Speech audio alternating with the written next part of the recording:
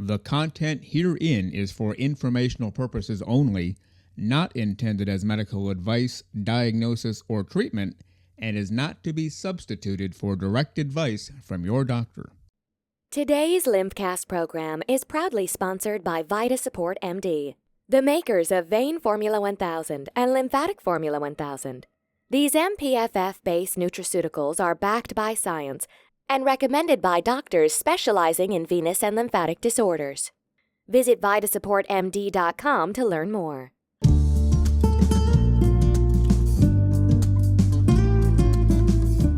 Welcome to LymphCast, the show that brings together doctors, other health professionals, and special guests to discuss lymphedema, venous disease, and other associated disorders, and what can be done if this is affecting your life. Now it's time to sit back, relax, as it's time to learn all about lymphedema, venous disease, and associated disorders on our show, LymphCast.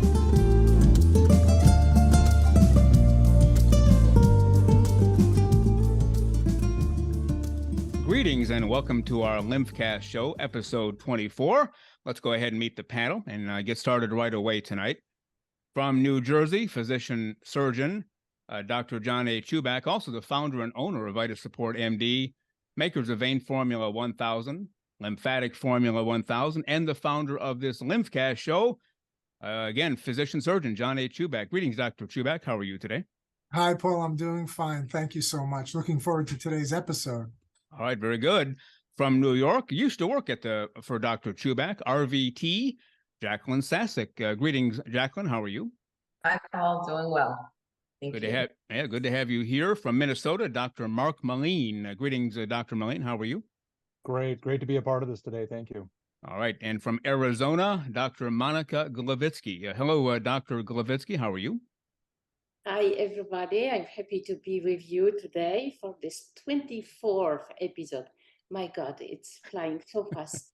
That's and right. Exceptional once again, because we have absolutely outstanding guest, Dr. Fedor Lurie, who is not only outstanding physician and specialist in venous and lymphatic disorders, but also a very close friend of mine. So it's a really double pleasure.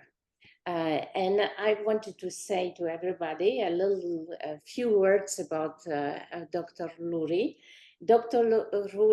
Lurie started his career in Russia, but then he defected and came to the United States.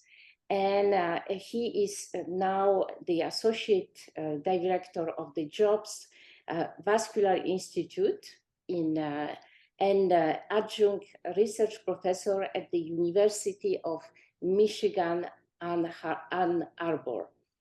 Dr. Lurie did extensive clinical and research work in venous and lymphatic disorders, and I actually had the pleasure to meet him long ago. It was like, 25 years ago? Doesn't make us younger, but that's true. And Dr. Lurie had an extensive interest in physiology of the venous and lymphatic system, in compression therapy, in the whole true basic research that it allows the progress in the disease. So without continuing this introduction, I will give the parole to Fedor Lurie. Very much, Monika, for this very kind introduction, and also thank you for having me on this podcast. I'm excited about being a guest to your 24th podcast. We should probably start with some question to you. We will try to be very friendly, nothing to worry about. So my first question, because this is very important, and you were such an instrumental person in the development of the CAP classification And in the update, very recent update that we had in the classification, could you touch a word about this? Well, thank you there for that question. As was a little unexpected question, although very friendly. I agree with that.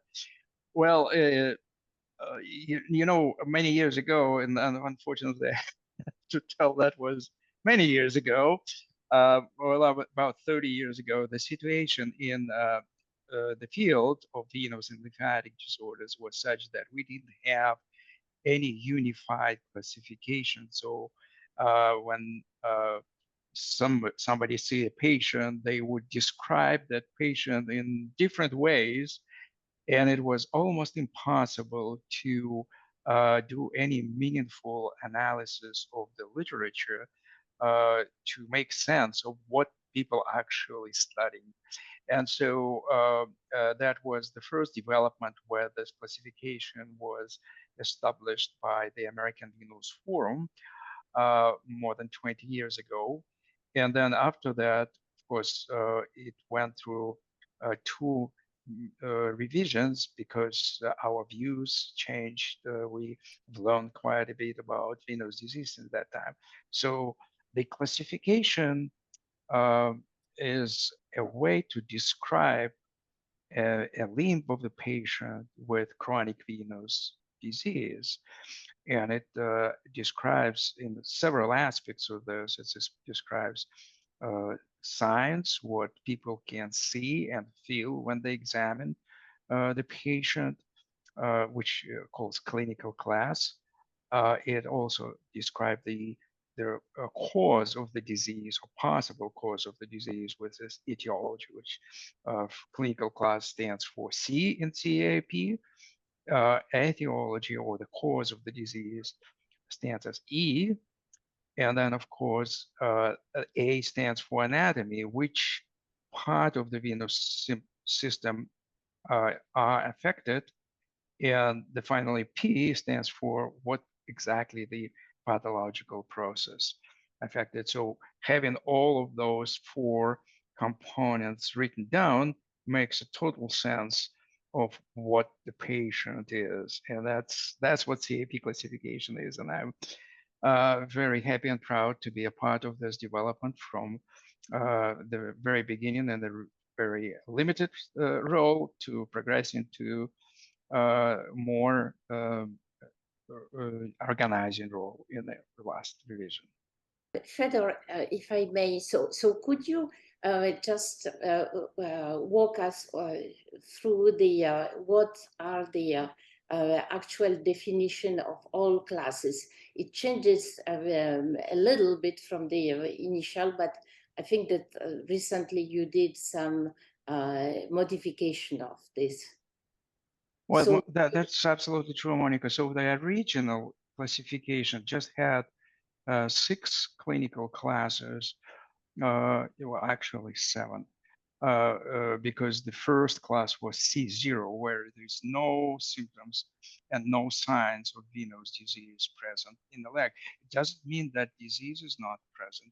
So some people can have a totally normally appeared extremity, but the disease is developed. I'll give you an example. For example, somebody can have a deep vein thrombosis, and some years later, they can develop venous claudications. They cannot walk large distances without developing a pain or discomfort in their leg, but their leg may appear as absolutely unaffected by the disease. So that's the reason why C0 is in this classification. Then some people have spider veins, which is described as C clinical class 1, C1, more enlarged, bulky varicose veins are included in clinical class C2, and the swelling is included in clinical class 3. So now we're talking about the appearance of the leg. So it's not what people feel like the leg is heavy or swollen. It's actually seeing that the leg have a swelling, has an edema on appearance and the physical examination. Then people develop skin discoloration, and in duration of the skin becomes more solid and not movable, and that's becomes clinical class C4. And then jumping through one class, the most advanced disease is when people develop venous ulcers, and that's class C6. And then when the ulcer heals, it becomes clinical class C5. That's original classification.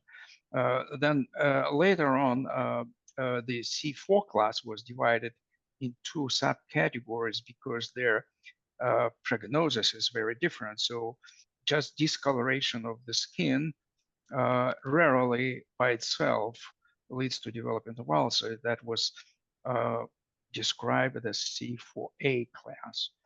But then when the dermatosclerosis develops, so there's a duration of the skin, the scar tissue that forms in subcutaneous tissue and the skin became C4B class.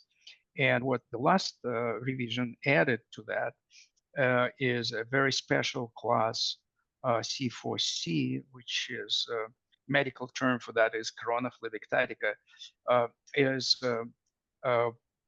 it's fan-like distributed spider veins, basically of different kind in the area of the ankle.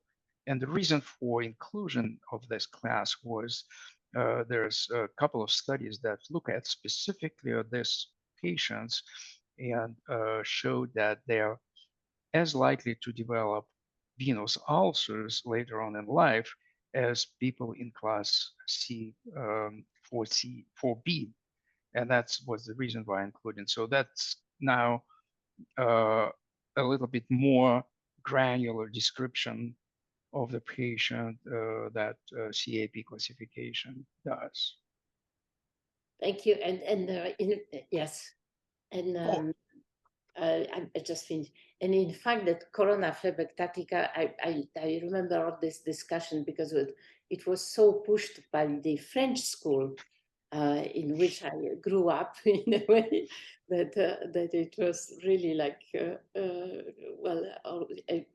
big French fight to it. Mark. Yeah, that's you're absolutely right. I mean, you know, the history of those developments is fascinating, and people who are involved in this should sometime, I think, they should write about how it's all come about. You're absolutely right. There were what my very good friend and mentor and senior partner, Bo Eklov, called Three Musketeers, which were, you know, André Cartonade, Jean-François and Patrick Carpentier in France, who were pushing this issue very hard, even during the consensus meeting for the second revision. And what the committee came back to them and say, well, if you believe it, disprove it, do the studies, and show us that that is really important. And that's what they did. And of course, we should rely on the evidence, and that's what it is. Mark, you had a question. You know, the history and the legacy behind this is just fascinating. And these are such founding giants in development of this, of course, which you're part of, Fedor. So looking forward, when do you think genetics or single nucleotide polymorphisms might play an independent role in being part of the CEAP classification? Because clearly, if you have a genetic predisposition, and it's one of the common things we ask in taking a history all the time, did your mom or dad have varicose veins? And we're understanding more of this every year. Do you see a point in time where that might help us in classification to determine improve outcome assertion? Oh, Mark, you are so right. Here is a little bit of background of different type of classification. So CAP classification is clinical classification, it's description classification. And, you know, in the advanced field of medicine, people moved away from clinical classifications to true pathological classification. If you take cancer, for example, well, clinical classification still exists for every type of cancer, but you based your management, especially long-term treatment, based on biological properties of the tumor. For example, if you take a lung tumor, you know, that would be a completely different disease with small cell carcinoma and the large cell carcinoma, and there are other, these organoid carcinoma, so different biological type. That's what determined the disease. Unfortunately, I think we're far away from the point where we can have a solid biological understanding of different types of the disorders that affect veins and lymphatics. But that's definitely what we need to do. That will most likely open the way to developing more effective and more precise medical treatment of these conditions, which now we have very limited opportunities, not very specific to different biological. So yeah, I think it's not going to replace clinical classification, but it will be a great addition, a great way to understand that what truly happened in individual patient. Vein Formula 1000 and Lymphatic Formula 1000 from VitaSupport MD are backed by science and sold in doctors' offices. If you're a physician who may be interested in prescribing or selling these excellent nutraceuticals, please call 862-246-7877 to speak to a representative today. The venous leg ulcer patients, which we all struggle to get healed, and understanding some of those components ideally would speak to enhanced therapeutics to get these healed more cost effectively, quicker, and decrease recidivism rates. Oh, absolutely, I agree. Let me add it since a LymphCast. So I'm gonna throw some lymphatics in the picture because there are very few actually studies, but they show that lymphatics play a very important role in both ulcer development and ulcer healing. And I think that's a very underdeveloped component of the disease that we know about. It was a very interesting paper that showed that in the contralateral leg, in the other leg not affected by ulcers, the lymphatic changes are similar. So which makes a very reasonable hypothesis that people who have this combination of venous and lymphatic disorders, that's us, patients who develop ulcers.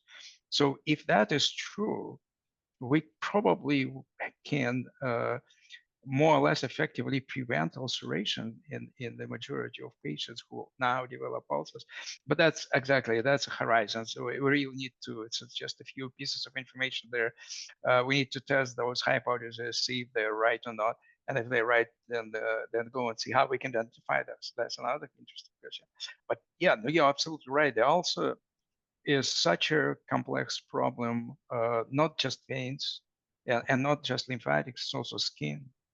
And again, the chronic wound by itself, which has its own life. So yeah, that's very complex, very comprehensive problem. Any comments?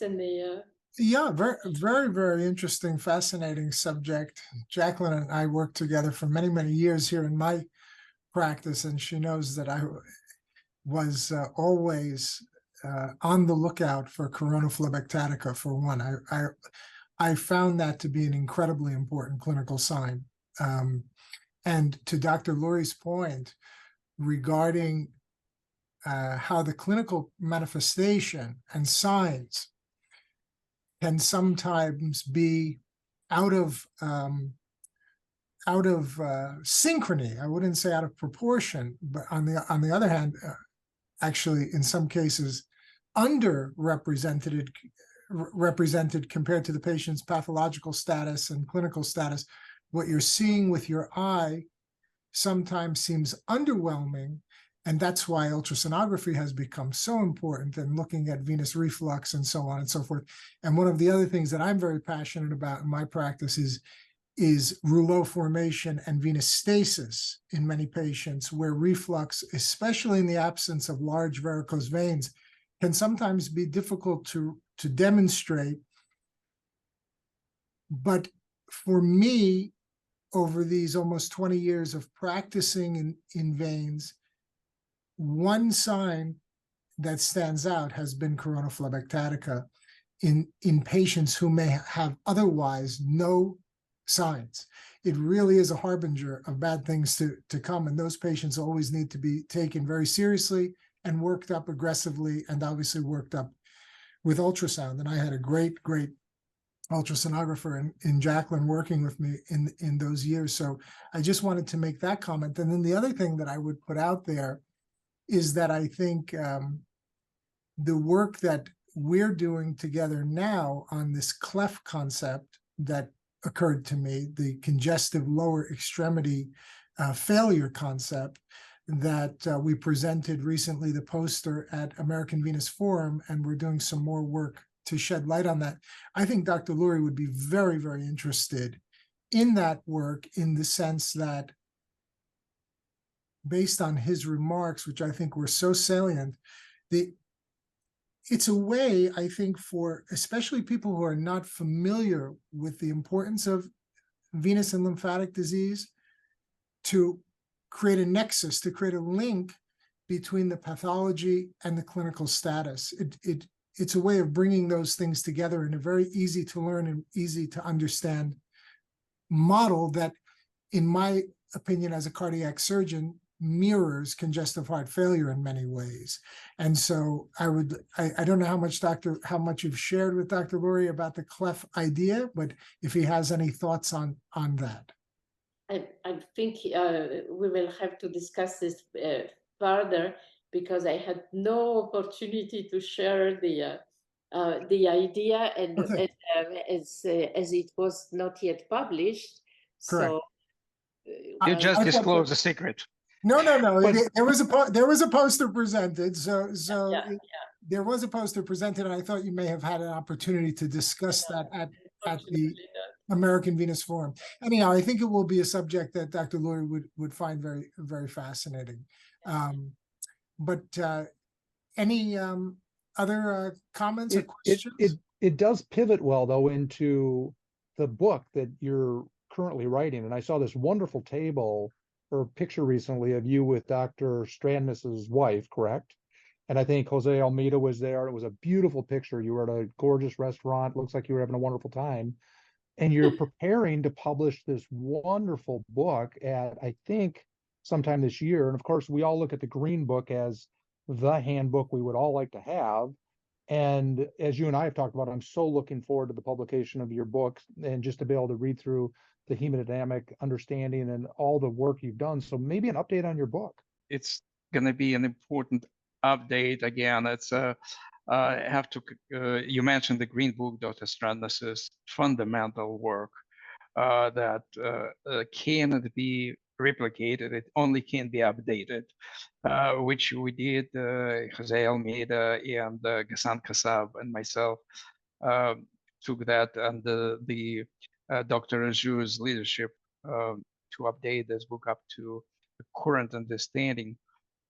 You know, it's an interesting aspect of venous disease that early on in the 70s and 80s, 1970s, 1980s, there was a very specific interest in hemodynamical aspect of these diseases. And of course, it was culminated, as already been said, by development of diagnostic ultrasound, which gave us a tool to actually look at these hemodynamic changes live, right in your eyes, which was a very revolutionary development at that time for those. I think younger generations just don't appreciate that revolutionary aspect of that, because they just see it from the, from birth, and when we saw that the first time, that was an eye-opening, and that interest to hemodynamic is on and off, and sometimes it's not very in-depth recently. And so the intent of this book was to try to bring that back to the focus of clinicians, but also to the focus of bioengineers, to give them also a probably better understanding of the basic of venous disease, so they can work on newer devices more effectively. So it's attempt to bridge those two, and that's why Ghassan Kassab, Dr. Kassab was one of the authors. He is a brilliant, absolutely fantastic bioengineer. He was a chair of bioengineering department at Purdue University until he started his own very large research enterprise in bioengineering on hemodynamic, and he is really a top expert in physics and I would say in hemodynamic in more scientific way on looking on hemodynamic, and we of course brought a little bit of clinical aspect to that. So that's the upcoming book. It should be electronically available sometime within the next 2 months, and the hard copy should be available in the fall of this year. Oh, fabulous. I tried to recently buy a used edition of the Green Book, and I think on eBay it was almost $600.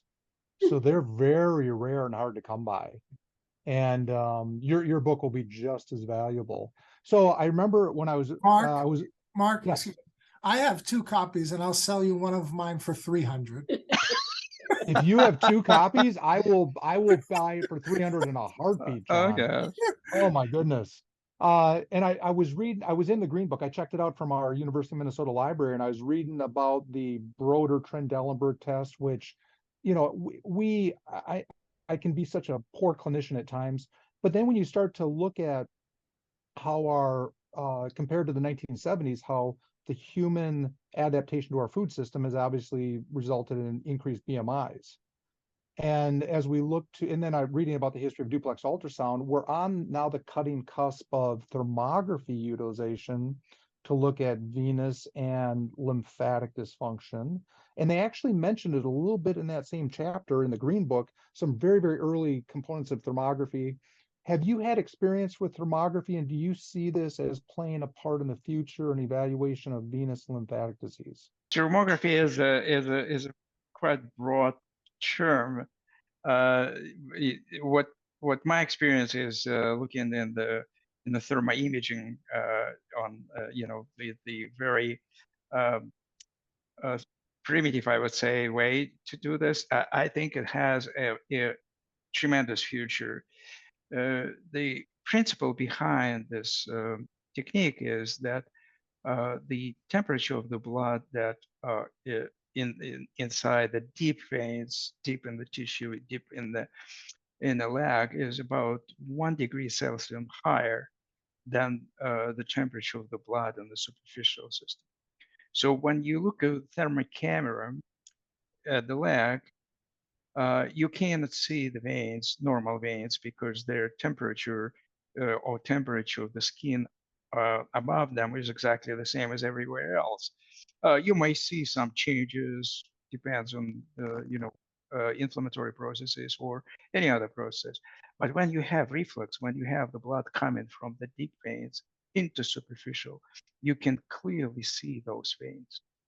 And it's a fascinating technology. I was very skeptical in the beginning, I have to admit that, when I first saw that. Didn't understand why we should do it, why we should use it. We have ultrasound, we have it. But the reality is that the ultrasound, the sonographer has to have additional information to do a more complete test. So this is one aspect. So they don't really routinely look at And here we have ultrasonography. You should correct me if I'm saying something not accurate. But typically, ultrasonography doesn't scan the entire surface of the leg. They go and scan major veins, some tributaries, and they follow something that obviously abnormal.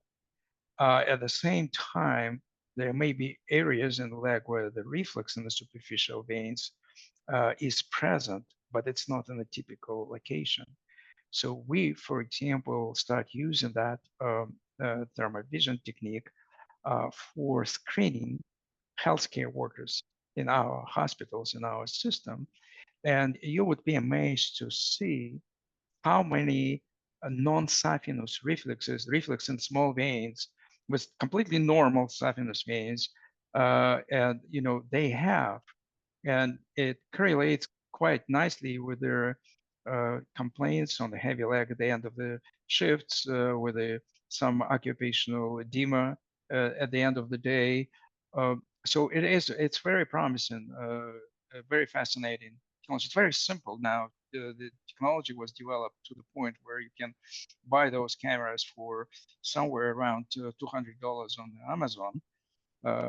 Just how to use them is a slightly different story, so you have to know that. But thanks. That's I think it's very interesting. At VitaSupport MD, we believe in creating the best bioflavonoid-based supplements to support your vitality. Bioflavonoids are found in abundance in nature and support excellent health and wellness. The demands and stresses being put on our bodies in these challenging times are unlike any we have seen before. Support your body with the flavonoids it needs to fight inflammation and oxidation. Unlike other products in the marketplace, VitaSupport MD dietary supplements use micronized flavonoids for optimal absorption and effectiveness. Micronization is an advanced process which creates an ultra-fine powder easily absorbed by the body. At VitaSupport MD, we are passionate about making your good health our life's work. Given that we're just talking about pixels, right? A thermogram it's just all pixel acquisition. You could almost envision there's a point where you could start to use some artificial intelligence, some machine learning, your SEEP classification, and you could really empower that to help in terms of furthering that biological component that you were addressing before. Completely agree with this. I think it is a role for using artificial intelligence or other ways of computerized processing that will make you happy. It's really interesting because there's so much attention to artificial intelligence aspect now, but in reality is there's the same or similar algorithms were used for a very long time. And one of the examples is if you take any ultrasound machine that you have today, what you see as an image is a very intensive, what we would call now artificial intelligence process. It's not sophisticated to the level as some systems are today, but it's the same process. So what you see on the screen of ultrasound machine is a little bit remote from what happening in the real veins and arteries, but it helps you to see more important information and subtract less important information from that view. So yeah, absolutely. If you add those perhaps more sophisticated artificial intelligence tools to the thermal vision, that may be way better than it is today. Fedor, I would like to talk a little bit about compression with you, because you are like a compression guru. Well, certainly if somebody knows anything about the future possible development of compression therapy is huge. And especially this is a hot topic in my opinion, because certainly despite all the current development, the patient's compliance is still not acceptable. You know, it's so many patients are struggling with the current existing compression bandages or stocking. And so what is the future? What can be improved? And anything can be improved, or how it works? Don't put him under pressure, Monika. Yeah, well, I wish I have a crystal ball. I don't. Yeah, it's my dream to to go sometime in the future and see what's gonna happen. But it's in the sci-fi aspect, not the real. Monika, you're so right. The compression therapy has been around for millennia, and empirically, any practitioner who see the patients and use the compression knows that it works. You really don't have to have a lot of studies to show that. We know that. And the problem is that it's not a pill. Compression therapy is a modality that involves a lot of components. It involves a device, which is the stockings or bandage, or pneumatic compression device. So it's a device. They are very different. Even if you take stockings, one pair is very different from another with their mechanical properties, the distribution of pressure they do. It's not a single standard device. It's a variety of devices. Then you go and there is a patient component to that. And the patient component is very complex. It's a shape of the leg, which should be matched with the compression device. It's a sensitivity of the skin, which is different in different people. And that goes to the material because, as you know, and everybody knows, people like touch of some materials and they don't like the other materials. And that's very individual. And then of course, ability to use this device with the compression stockings, especially with high pressure compression stockings. That's an issue. People have arthritis, or people have, obese people who cannot bend over and put the stockings on. There are some devices that can help, but they don't resolve that problem completely. And so all of that in combined, and plus, if you go in other devices like bandages, then the art of putting them on. So that adds another component, which people sometimes forget when they start doing the studies on compression, the research studies on compression. They approach it as a single device or a single pill, which is not correct. And that's where we have that challenge of demonstrating or creating more scientific evidence of the compression.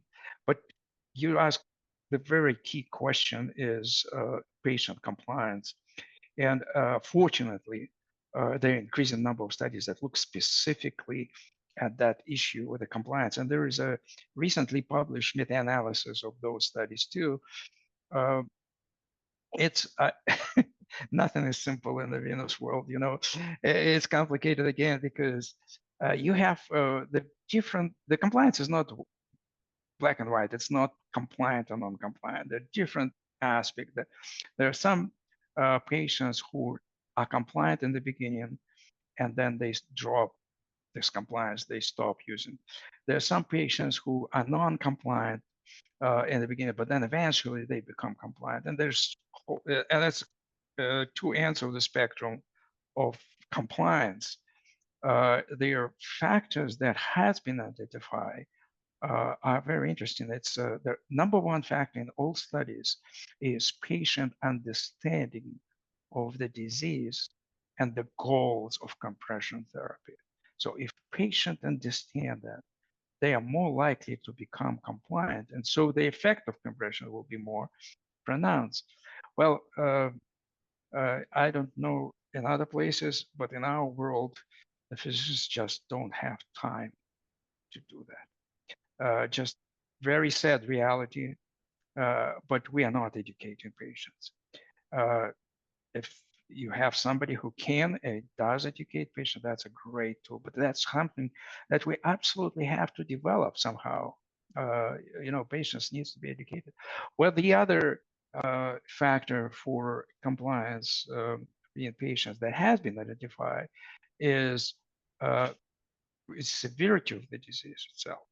So patients with more severe disease are more compliant than patients with less severe disease. And of course, it's not black and white, because some conditions are not very friendly for compression therapy, with post-thrombotic disease, for example, and severe. Some patients with obstructive venous disease cannot use high compression because it gets them worse, but they still can use lower compression. And that's where we have another challenge, because the existing guidelines and recommendations, for whatever reasons they push us to use higher degree of compression in a more severe disease, which may be theoretically correct, but from the patient perspective, that may be a wrong thing to do. And that's interestingly enough, the meta-analysis that I mentioned that was published just this year, the first conclusion of that, and also the first conclusion of Cochrane review of the compression used on the venous ulcers, is very solid, that any compression is better than no compression. That's no question about. So, and that's I think it's a really an issue that we really need to educate physicians and tell them, look, you really have to listen to the patient. You have to give the patient appropriate choice. So they will select something that they like and they will use.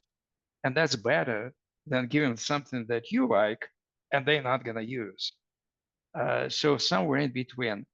So you ask about the future of compression. I tell you what I would like to have. I don't know whether it's going to happen or not. I would like to have a compression device that changes the pressure, not just a single point pressure, but the whole pressure profile, depends on patient condition. So something similar to what people use in diabetes. Yeah, you have a blood test and you adjust your insulin level automatically. Something that you can see what the tissues, what the degree of edema in the patient is, and the patient feels, and adjust the pressure accordingly. I think that kind of device will solve the issue of compliance and will deliver more appropriate compression that we do using standard devices now. So that's my take, but the future is fascinating. We'll see what's going to happen. Vein Formula 1000 and Lymphatic Formula 1000 from VitaSupport MD are backed by science and sold in doctors' offices. If you're a physician who may be interested in prescribing or selling these excellent nutraceuticals, please call 862-246-7877 to speak to a representative today. You had noted lymphedema before, obviously a significant component of high venous pressures now that we know with the modified Starling function.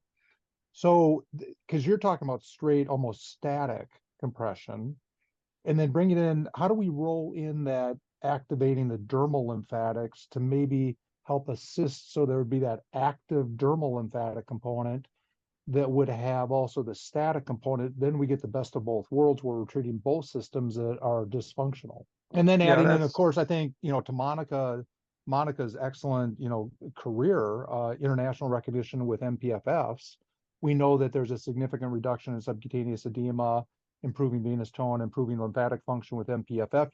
I think you, Mark, you bringing up exactly the right point. It's there's no single silver bullet to use for patients. So the different aspects, different components of pathophysiology of venous disease should be addressed by different means.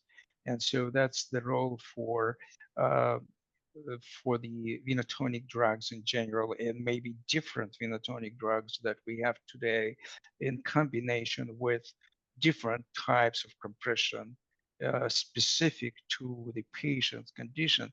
And then the other aspect of, especially in lymphatic, in lymphedema, for example, it's you know very well that the condition changes over time. So not just year to year, but also day to night and day to day, you have changes that will probably better addressed by different types of compression, on dynamic compression at certain times, and the static compression of different types for different reasons, either for just improving the venous return or to containing the volume that you achieved by dynamic compression or by manual lymphatic drainage.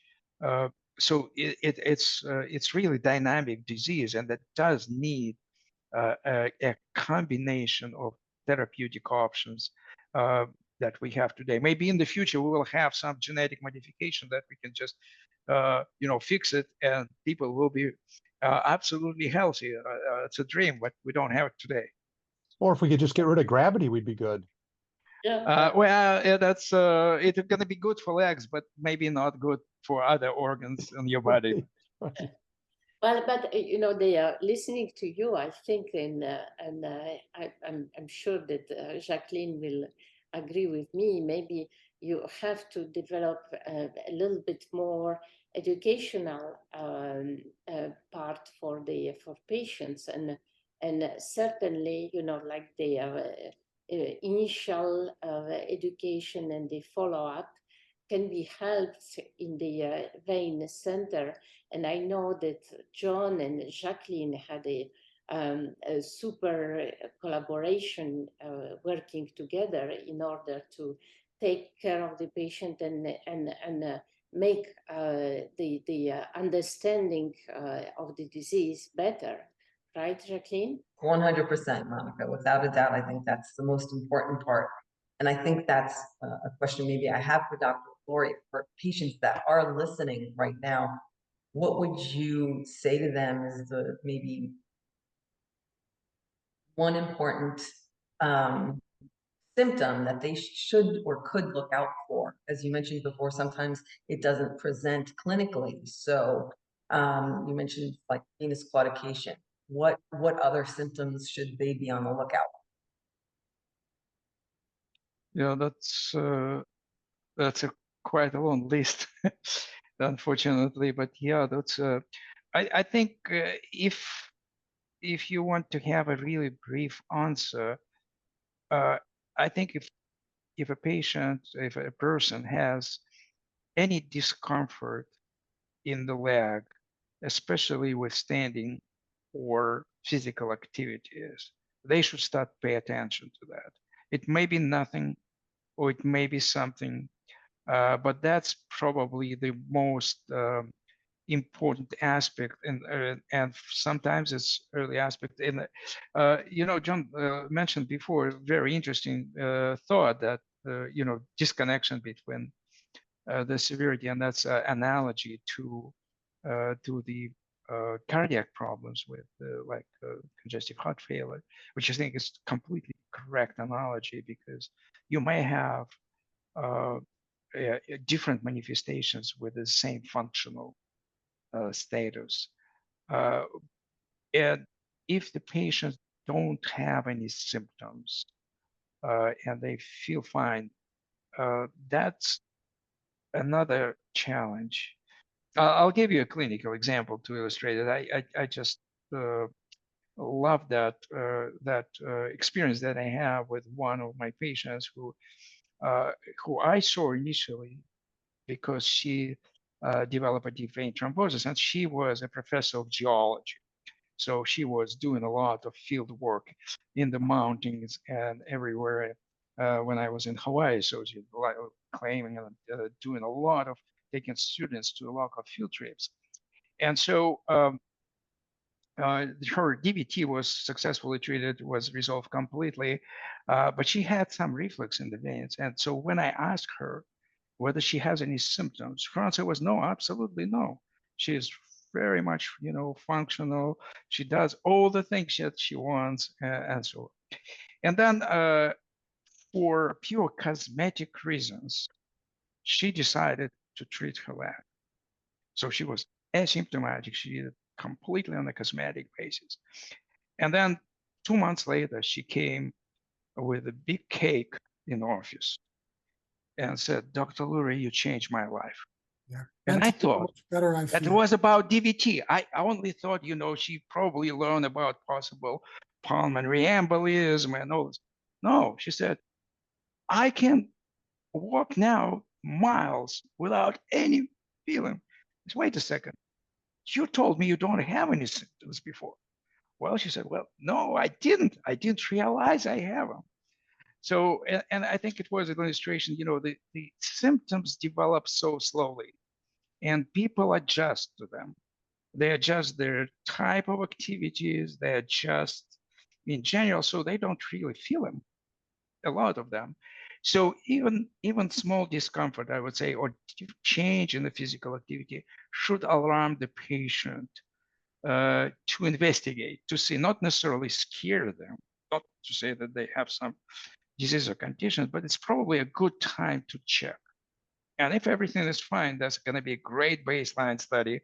So, 5-10 years later, they can, if they develop anything, they will, and most people will, because we know that about 60 to 70% of people over 60 years old, so it's like myself, have venous disease of different sorts. So the majority of people will develop it over time. So catching them later probably is a good thing. And it'd be interesting to bring back in the thermography. Could thermography help identify severity of disease that duplex ultrasound can't? Because clearly, I think the signal would be different in somebody with severe disease that has learned to accommodate as compared to a baseline signal, which obviously you can't get. But I wonder if that heat signal could help us play into that severity of disease. Well, I think it can. I don't think about severity, but it definitely will help to identify the presence of the disease. So I believe so. We have to look at this. Yes. It's still early on in the existence of this technology, so that at any other test, it should be some degree on false positive, false negative results on that. Is just to be defined. But I think it's one of the tools that probably can identify disease very early. It's a good future maybe for thermography. We will see how it develops, but certainly looks promising. And any other ideas for the improving diagnostic, as far as we know, Fedor? Oh, well, I don't know, but that's it's probably a question for Mark. He is very enthusiastic about basic science aspects of the veins and lymphatics, and I think that's exactly the direction that would be very beneficial to pursue, is to see whether we can diagnose or identify those changes in the endothelial function that will later on manifest in venous disease. Mark, I know you have to leave a minute or so early, but this may be your opportunity to use the word glycocalyx before you sign off. So I just have to tell you a cute story, because I still feel so convictedly about this. Fedor and I were at a meeting recently, and we talked a little bit about salt and the impact on health and dermal lymphatics. And we were out at a break, and my whole plate was full of corn chips. And Fedor just walks up to me, he looks at me, he goes, "You're eating chips."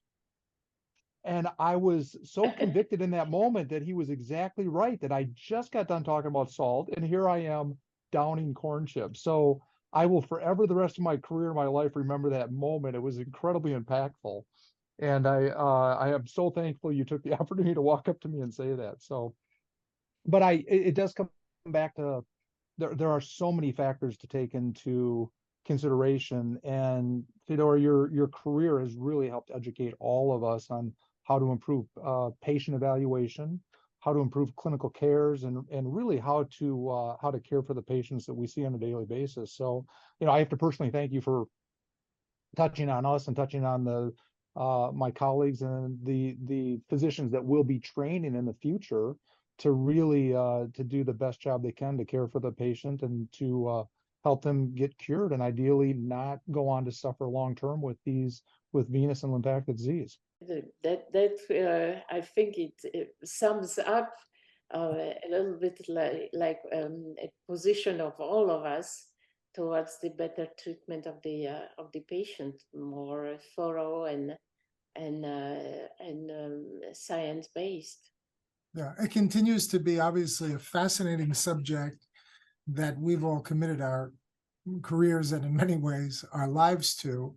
But I think we've touched again in today's magnificent discussion and interview on the idea that venous and lymphatic disease remain sort of the stepchild of the vascular world, inappropriately so, and also remain in many ways, I think, some of the most complicated and complex anatomical, physiological, and clinical problems that we see in the vascular system, and that the treatment is not as simple as a drug-eluting stent or triple bypass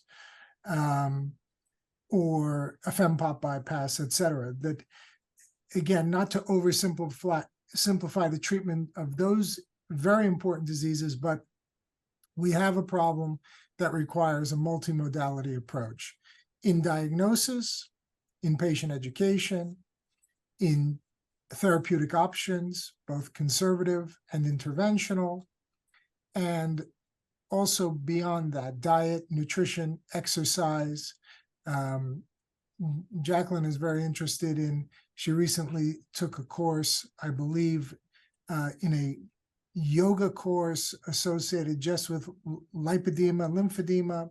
So these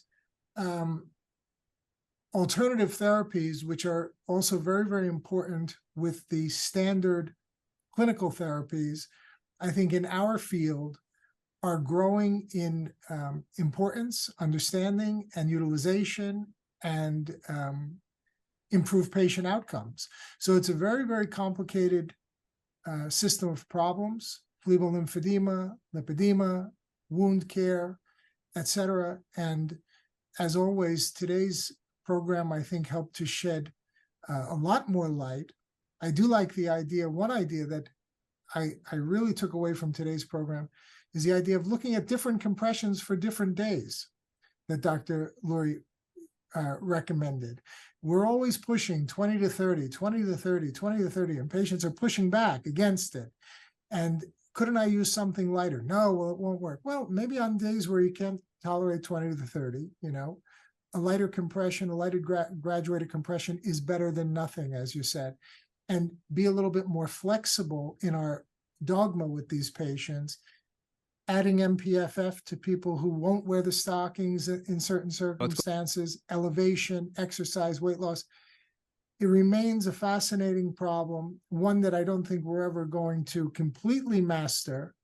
But I think with the leadership of Dr. Lurie, Dr. Gloviczki, and other pioneers in many ways, we have really come to a point where we have a very, very well-defined area of vascular medicine in the United States. And unfortunately, we've lagged way behind other parts of the world. But I think, to Mark's point, there's great, great hope for improved outcomes and prevention of disability and morbidity with all of these incremental gains that we're making. Question of you, Dr. Chuback, or Dr. Lurie, whoever wants to answer it. It's been mentioned a couple of times now, maybe change the compression even day to day. Is that one of those areas where you would like to see patients more educated so they can make wise decisions on their own? Or is that something the physician would lay out for them in terms of a program or a plan? Certainly, as Dr. Lurie pointed out very clearly, we need more time for patient education, not just in venous and lymphatic medicine and wound care, but in all aspects of medicine. And this becomes a much bigger subject, a much bigger topic, which is the topic of healthcare and reimbursement in the United States, and the fact that reimbursement continues to plummet. And so physicians are forced to work longer and harder and do as many cases and as many patient interactions as they can, not only to treat the community that they live in, but also to make a living and to keep staff employed and so on and so forth. So it's a tremendous problem, but this is where I think some of the things Jacqueline has been involved in and interested in this modern society, some of that is going to have to go, I think, outside of the clinic, outside of the hospital, outside of the doctor's office, and into some of these new realms that we're seeing in social media, Instagram, Facebook, private companies that are providing education, awareness, health advice, educational advice with regard to diet, nutrition, exercise, etc. And some of those areas private industry will probably capitalize on, which is fine, but it's a shame that it couldn't remain under the rubric of what we call traditional or classical practice of medicine and healthcare, because it was a fundamental component of taking care of people. And unfortunately, that's the first thing: education and time. Patient in front of a doctor, in front of a nurse, in front of a vascular technologist, that time has been stolen from us. And it's one of the great, great crimes that has been committed really on the American public. Now, we thank you for listening and or watching at the same time our LymphCast show, episode 24. Let's thank our panel tonight from Arizona, Dr. Monika Gloviczki. Thank you, Dr. Gloviczki, for everything, bringing our guest in, but also for your input tonight. Thank you very much for having me, and thank you to our guest, Dr. Fedor Lurie. He has to wave goodbye. We've lost his sound. Thank you, Dr. Lurie. From Minnesota, Dr. Mark Melin. Thank you, Dr. Melin, for everything. I'm just going to give 2 thumbs up because this was a spectacular show. Thank you. And Monika, thank you for inviting Dr. Lurie.